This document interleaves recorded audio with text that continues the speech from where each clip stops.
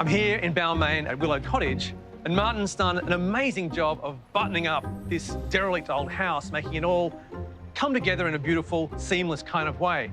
But it's the imperfections that he's left behind in strategic places that I love the most. Let me tell you what I'm talking about.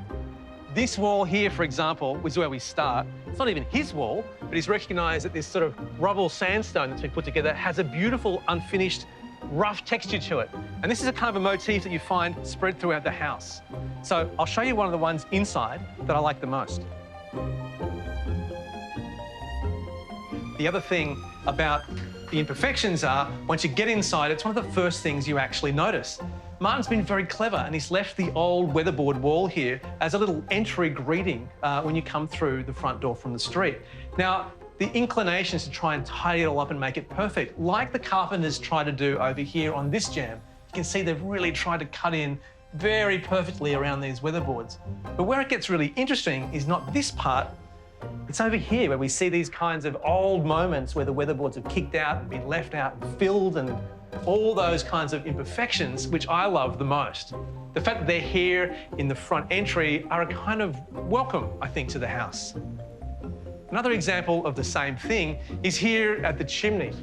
Now, the sandstone chimney is a feature of the room for sure, and we know it's a beautiful sort of object of art. But look here, you can see that they've decided in restoring the chimney to leave these timbered chocks in here that are wedged in on the corners where the mortar was on the sandstone. These were used to fix some timber batten to in the past, which probably then had a batten across here and a panel or something. When Martin bought the house, it was always sandstone like this, so we don't know what was here before. But they could have removed these and tried to tidy up all the mortar joints, but they haven't done that. Leaving these little timber moments here is another one of those little beautiful little imperfections that I love to find around the house. It's kind of a way in which the house sort of shows itself to you over time in a slow and gentle way. Another thing I wanted to point to here was the staircase inside. This is actually really unusual in contemporary design. Today, we're usually trying to celebrate the big staircase and the descent into the room. But this staircase is more like a little jigsaw puzzle that leads you up into another room. It's like a secret passage.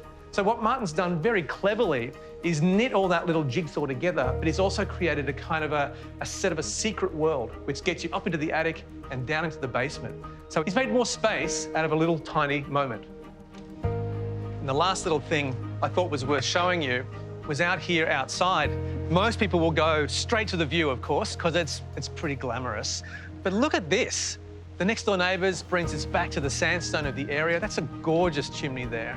That texture and that, again, that imperfection is right here as a main feature, which is contributing to the backyard. So they're borrowing from the context in a really lovely way.